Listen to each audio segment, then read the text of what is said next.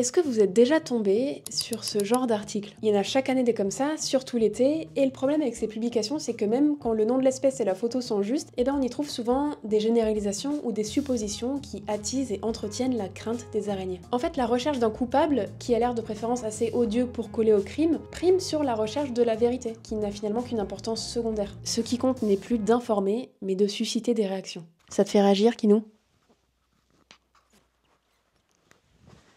Ça le fait pas réagir. Alors pour essayer de contrebalancer les idées extrêmes qu'on peut trouver sur les araignées dans les médias, on pourrait tenter de basculer dans l'excès inverse, l'angélisme. Ça consisterait à dire qu'on risque absolument rien en France, et ça aussi, ça serait faux. Alors est-il nécessaire et justifié de se méfier des araignées en France métropolitaine? Pendant plusieurs mois, j'ai épluché la littérature scientifique de ces 30 dernières années pour vous faire un résumé de ce qu'on sait. À la fin de cette vidéo, vous saurez donc non seulement identifier les araignées qui ont une réelle importance médicale, mais aussi quels sont les véritables signes d'envenimation par ces espèces. Je vais pas vous matraquer de photos d'araignées, mais bon, je vais quand même devoir vous dresser le portrait d'araignée d'importance médicale, donc il y aura des photos d'araignées dans cette vidéo, attention. Si vous n'êtes pas trop confortable avec ça, vous pouvez juste m'écouter. Kinou s'en fout, il est parti. Du coup, je vous présente Zouzou.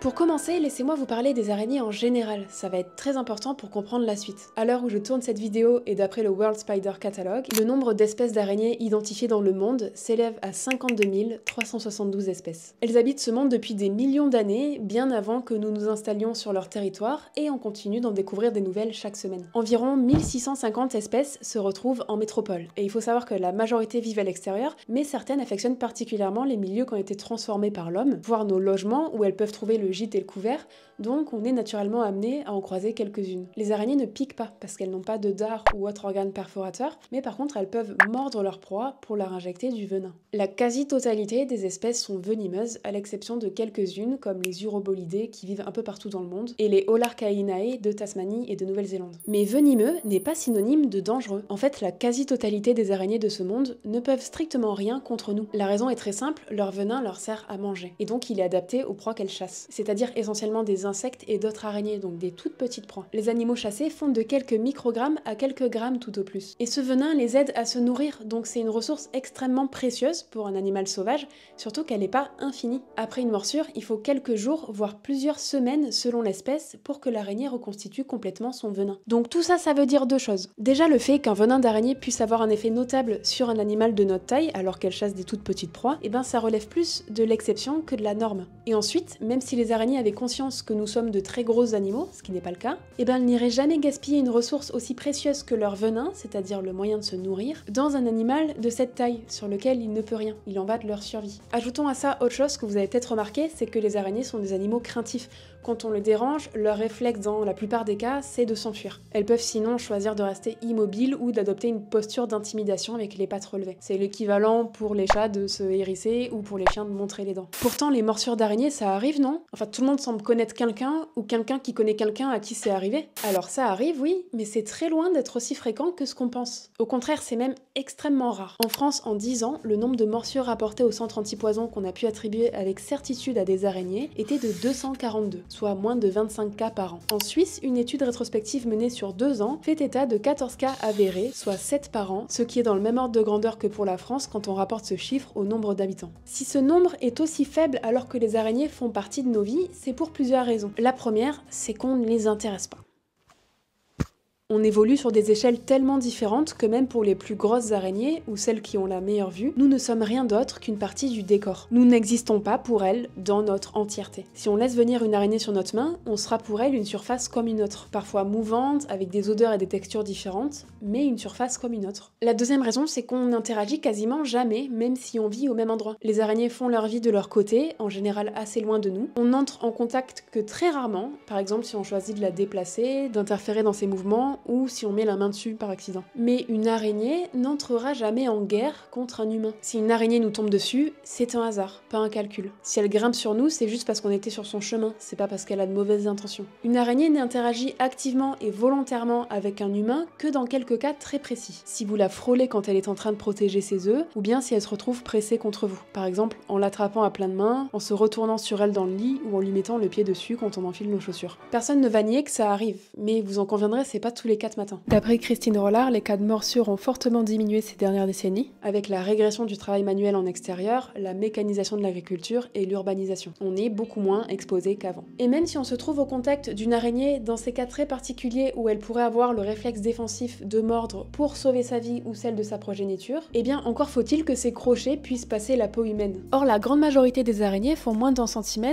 et n'ont pas la force dans les chélicères pour traverser notre peau, pour celles qui ont d'assez longs crochets pour la traverser. Notre peau est beaucoup plus élastique et coriace que la cuticule de leur proie. De fait, on estime que dans le monde, seulement 100 à 200 espèces d'araignées sont capables de mordre l'humain. 100 à 200 espèces parmi 52 372, ça fait 0,2 à 0,4%. Et sur ces 100 à 200 espèces, seulement une vingtaine sont connues pour être présentes en Europe. Donc en résumé, pour se faire envenimer par une araignée, il faut qu'on se retrouve au contact avec une araignée, ce qui déjà est pas évident vu nos modes de vie, dans une situation où l'araignée pourrait avoir le réflexe de mordre défensivement cette surface qui l'agresse, donc si elle est pressée contre nous ou si on menace ses œufs par exemple, que cette araignée fasse partie des 2 à 4 espèces sur 1000 capables de passer notre peau, et enfin qu'elle décide d'envoyer du venin, au risque de plus pouvoir se nourrir pendant plusieurs jours, voire plusieurs semaines. Oui, parce que les araignées peuvent aussi mordre sans injecter de venin, c'est ce qu'on appelle une morsure blanche. Il est très difficile d'estimer la proportion des morsures blanches, mais cet article nous renseigne sur le fait que ça pourrait représenter au moins une morsure sur 2. Les envenimations par les araignées sont donc des événements bien plus rares que ce qu'on croit. Admettons maintenant que vous soyez cette personne malchanceuse à qui il arrive toujours des trucs rares et que vous vous soyez effectivement fait mordre par une araignée. Que risquez-vous vraiment? Quelles araignées en France sont capables de nous mordre et quels dangers potentiels représentent leur venin?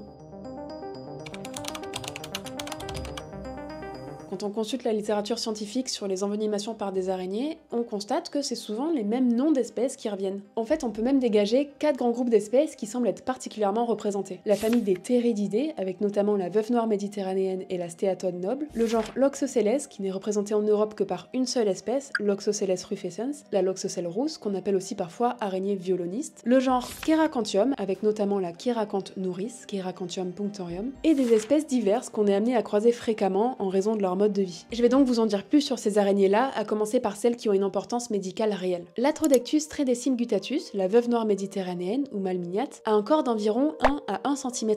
Son abdomen est noir, très arrondi et brillant. La face dorsale de l'abdomen a une tache rouge en croissant de lune, suivie de 3 lignes verticales de taches rouges. Et sur la face ventrale, on peut apercevoir 2 autres taches rouges qui parfois peuvent former une sorte de sablier chez le mâle, mais chez la femelle, elles ne se rejoignent pas. Seules les morsures par les femelles sont d'importance médicale puisque les chélicères des mâles sont trop petits pour passer la peau humaine. Cette espèce n'affectionne pas particulièrement les habitations, contrairement à sa cousine des États-Unis, l'Atrodectus mactans, qui du coup occasionne plus d'accidents. En Europe, les populations à risque de morsure par la veuve noire sont donc essentiellement les gens qui travaillent à l'extérieur, surtout l'été, ça peut être en faisant son jardin, en travaillant dans les champs ou dans les vignes, parce que ça les met plus à risque de mettre la main dessus par accident. En 10 ans, il y a eu 48 cas de morsures suspectées ou confirmées rapportés au centre antipoison français, soit en moyenne moins de 5 cas par an. Les régions méditerranéennes, et plus particulièrement la Corse, avec 61% des cas, sont de loin les plus touchées, puisque c'est surtout dans ces régions que l'Atrodectus tredecim guttatus est présente. Les morsures par les veuves noires peuvent provoquer un cortège de réactions regroupées sous le nom de l'atrodectisme. Le venin de ces araignées est neurotoxique, ça veut dire qu'il interfère avec la transmission des signaux nerveux en ciblant les synapses ou les neurones, ce qui peut occasionner des troubles variés selon la quantité de venin injecté. Les principaux signes cliniques liés à son envenimation sont une forte douleur et une réaction inflammatoire au niveau de la zone de la morsure, qui peut se propager au reste du bras ou de la jambe, d'autres symptômes locaux comme des démangeaisons, des picotements, des sensations bizarres sur la peau ou une diminution de la sensibilité au toucher, et dans certains cas seulement, des signes généraux peuvent apparaître. Hypersudation, nausées, vomissements, douleurs abdominales, agitation, anxiété, troubles de la pression artérielle, de la température, contractures et douleurs musculaires, salivation, ou encore une crispation du visage qu'on appelle facies latrodactysmica. Chez la majorité des patients, la rémission est totale en une semaine. Les derniers décès qui ont été rigoureusement liés à la veuve noire méditerranéenne datent de 2001 et 2003, donc il y a plus de 20 ans. Et avant ça, le dernier cas remontait aux années 70. On est donc bien loin du mythe qui dit qu'une morsure par une veuve noire, c'est la mort quasi assurée. Aujourd'hui, au stade où on est la médecine et grâce aux antivenins, la probabilité de mortalité est même extrêmement faible. Donc même si on habite en Corse et qu'on jardine sans gants, eh ben on prend plus de risques en montant dans sa voiture.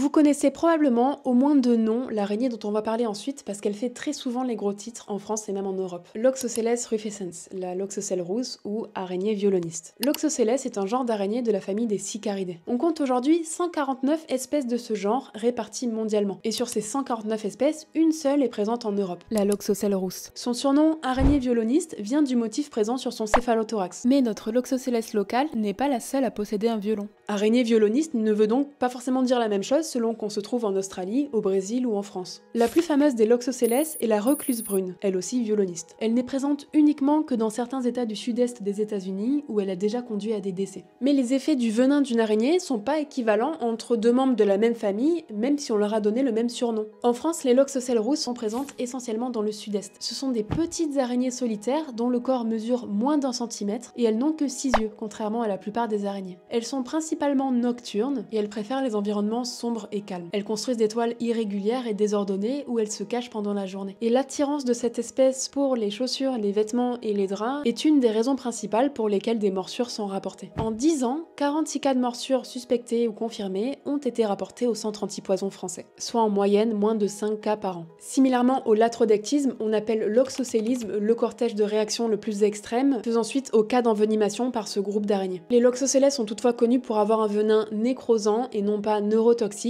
comme les Theridiidae. Dans plus de 2/3 des cas, sa morsure n'est pas ou peu douloureuse. Dans les cas peu sévères, la morsure induit seulement une réaction inflammatoire sans nécrose avec un érythème et un œdème qui disparaissent en quelques jours, tout au plus quelques semaines. Mais dans presque la moitié des cas, des symptômes systémiques peuvent aussi survenir comme de la fièvre, de la nausée, des maux de tête, des frissons, des douleurs musculaires. Dans les cas les plus graves, la réaction inflammatoire initiale s'accompagne d'une cyanose des tissus adjacents. La douleur s'intensifie, la région cyanosée s'agrandit et noircit et le centre devient nécrotique en quelques jours. La nécrose s'étend plus ou moins, dépendamment de la quantité de venin injecté et du type de tissu touché, les tissus graisseux étant les plus affectés. Dans ces cas-là, la guérison est lente, elle peut prendre plusieurs mois et peut nécessiter une ou plusieurs chirurgies. Les formes graves sont donc effectivement inquiétantes, c'est indéniable, mais s'il faut retenir quelque chose, c'est bien le caractère anecdotique des troubles réels liés aux morsures de Loxosceles en Europe. Les morsures sont rarissimes, les niveaux de gravité sont faibles à modérés pour la plupart des cas, et aucun cas de décès n'a été rapporté par la communauté scientifique. Ah bon? Mais alors,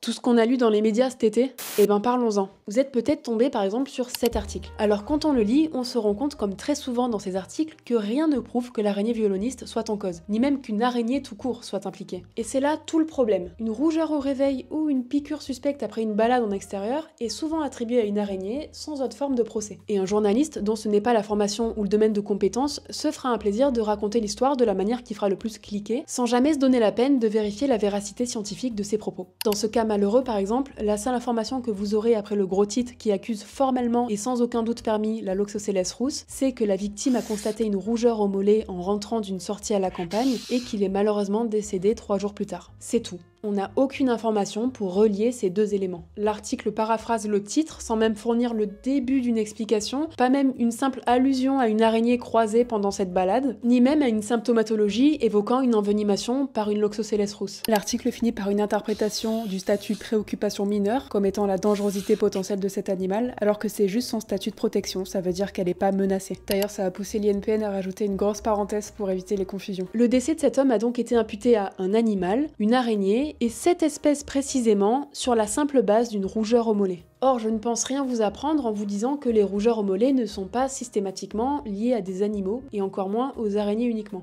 Plusieurs articles nous alertent d'ailleurs sur la tendance au surdiagnostic des lésions cutanées atypiques ou nécrotiques comme étant des morsures d'araignée. Elles relatent l'effet de plusieurs cas initialement diagnostiqués comme étant des morsures d'araignée qui se sont en fait révélés être des infections cutanées par des bactéries, des réactions allergiques ou dermatoses diverses, des signes de néoplasie, des blessures causées par des agents physiques ou chimiques, par d'autres arthropodes comme les moustiques et les tiques, ou encore une maladie de Lyme ou une tularemie. Par exemple, récemment en Italie, un homme a porté plainte à l'hôpital d'Ismyrionis après avoir été diagnostiqué à tort d'une morsure d'araignée violoniste, ce qui a retardé de plusieurs mois le véritable diagnostic. Cet homme souffrait en fait d'un cancer de la peau. Les informations non vérifiées sont malheureusement plus faciles d'accès, voire même elles nous sautent aux yeux, que les publications rigoureuses et vérifiées. Mais le dernier cas avéré et reconnu de mortalité liée à une araignée en Europe, il remonte à 2003, c'est celui dont je vous parlais plus tôt, lié à la veuve noire méditerranéenne. Donc si jamais un nouveau décès venait malheureusement à se produire en Europe lié à une araignée violoniste ou autre, je pense que ça tarderait pas avant qu'on ait une vraie publi à ce sujet, parce que ce serait un événement tragiquement exceptionnel et je manquerai pas de vous tenir au courant si ça arrive, mais pour l'instant c'est toujours pas le cas. Voilà pour les araignées ayant une réelle importance médicale, parce que les envenimations par toutes les autres araignées en France sont en général sans gravité.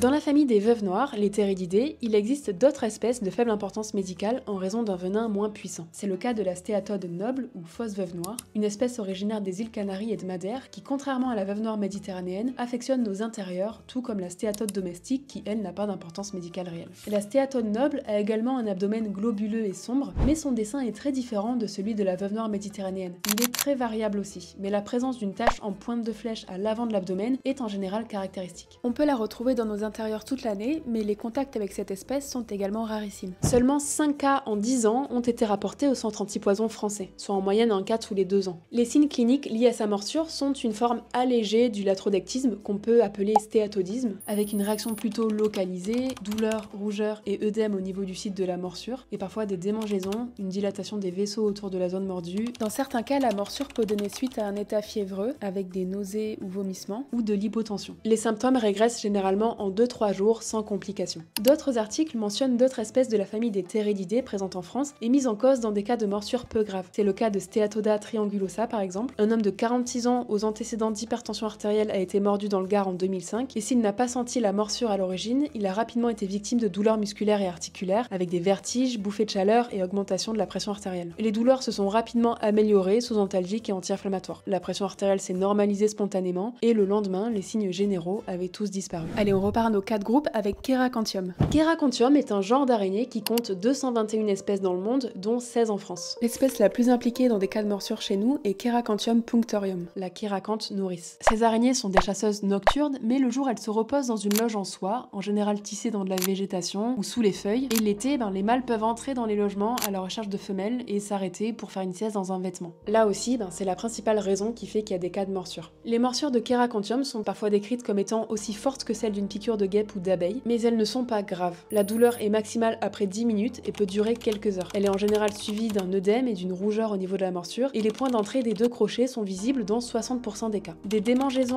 ou un engourdissement peuvent être ressentis, mais ils n'évoluent que très rarement en signes généraux. Sur les 35 cas rapportés en métropole en 10 ans, 80% ont été classés à un niveau de gravité de 0 ou 1, c'est-à-dire pas de réaction ou une faible réaction locale. La récupération est complète et rapide en 24 à 48 heures. Il nous reste le groupe des autres araignées dans lesquelles sont regroupées différentes espèces avec lesquelles on est susceptible d'entrer en contact parce qu'on vit à proximité. Si je vous en parle, c'est juste pour être exhaustif parce que là ce sont des araignées pour lesquelles les morsures sont encore plus anecdotiques et qui ont très peu de conséquences à part une petite réaction locale qui disparaît toute seule en quelques heures ou quelques jours. Ce sont des espèces qui vivent parfois dans nos maisons, donc c'est la seule raison pour laquelle il y a des morsures accidentelles. On retrouve par exemple l'Argiope frelon, la Tarentule radiée, la Lycos de Narbonne, la Zoropes sapate-épineuse, la Ségestrie florentine, les Tégénères, Dysdera crocata ou les Némésiens. Bon, mais quand même, pourquoi certains font des formes graves et pas d'autres? On peut être allergique?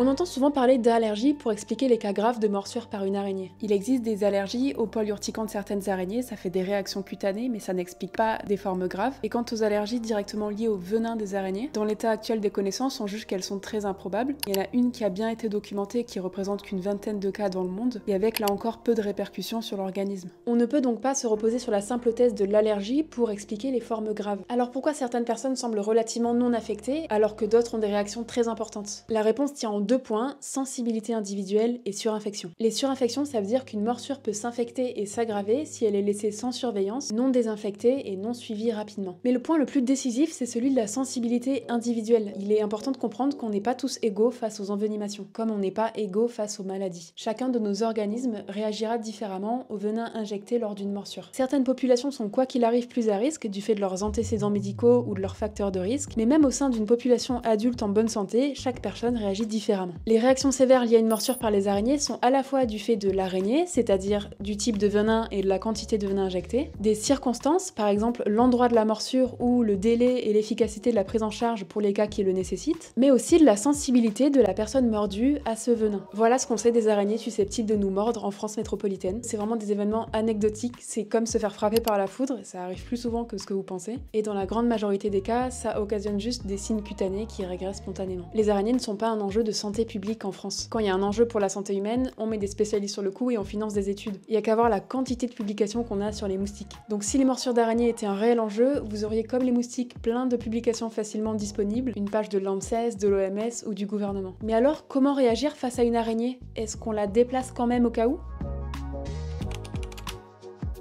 Comme on a vu, les araignées ne peuvent nous causer du tort que dans des situations très particulières, comme si par exemple on essaye de les déplacer. D'une manière générale, il faut donc retenir qu'il n'y a jamais lieu de manipuler une araignée. Même quand on sait faire, on prendra toujours plus de risques à manipuler une araignée qu'à la laisser faire sa vie. La meilleure réaction quand on voit une araignée est donc de la laisser tranquille. Si un jour vous vous faites mordre, désinfectez bien, ça c'est valable pour toutes les plaies. Si vous êtes inquiet ou que vous remarquez des signes anormaux, n'hésitez pas à consulter et essayez de prendre une photo de l'araignée qui vous a mordu si c'est possible. Si certaines choisissent de vivre chez nous, c'est parce qu'on a construit des abris chauffés sur leur territoire, qu'on appelle maison, et qu'elles s'y sentent bien. Mais la présence d'araignées dans une maison est bénéfique. Cette cohabitation permet de limiter la présence d'autres animaux qui, eux, peuvent nous être bien plus préjudiciables. En fait, les araignées jouent un rôle crucial dans l'équilibre de nos environnements, parce qu'en plus d'empêcher la prolifération des insectes et d'autres arthropodes, elles sont des proies utiles pour tout un tas d'autres animaux. Les tuer ne résout donc aucun problème réel, mais peut en causer d'autres. Par ailleurs, plus de 10% des espèces d'araignées sont menacées sur notre territoire, en raison notamment de la destruction de leur habitat naturel, de la pollution et de l'urbanisation.